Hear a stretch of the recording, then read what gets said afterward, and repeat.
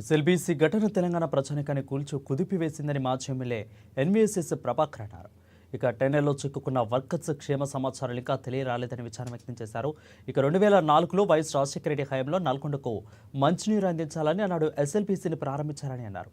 అయితే నాటి నుంచి ఇప్పటి వరకు కూడా పనులు ఎందుకు పూర్తి కాలేదని ప్రశ్నించారు ఎన్వీఎస్ఎస్ ప్రభాకర్.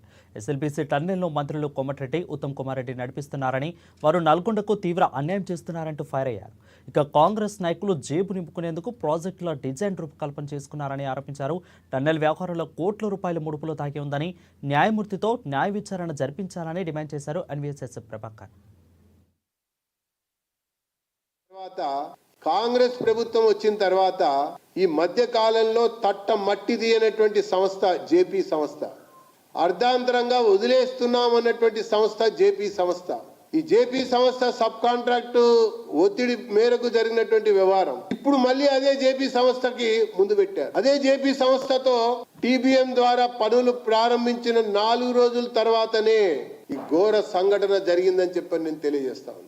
నల్గొండ జిల్లా ప్రజల జీవితాలతో చెలగాటం ఆడుతా ఉన్నారు ఈ నాయకులు. వాళ్ళు బతికి బట్టగట్టి బయటకు రావాలని మేము కూడా కోరుకుంటున్నాం. ప్రాజెక్టు పూర్తి కావాలని అంతకంటే కోరుకుంటున్నాం. కానీ నేను ఏదైతే విషయాన్ని ప్రస్తావించానో, ఈ టీబీఎం సిస్టమ్, టీబీఎం మెథడ్కి అది అనువైన ప్రదేశం కాదు. ఈ రకమైనటువంటి డ్యామేజెస్ ఉంటాయి, ఈ రకమైనటువంటి సంఘటనలు ఉత్పన్నమవుతాయి, ఎదురవుతాయి అని చెప్పి నేను ఆన్ రికార్డ్ జలయజ్ఞంలో చెప్పిన తర్వాత దాన్ని నిపుణులకి పంపిస్తామని చెప్పి మళ్ళీ అదే విధానాన్ని కొనసాగించడంతో జాప్యమైంది. 2 సార్లు టీబీఎం మెషిన్ ఇరుక్కుపోయింది, కూరుకుపోయింది, పాడైపోయింది, ధన నష్టం జరిగింది.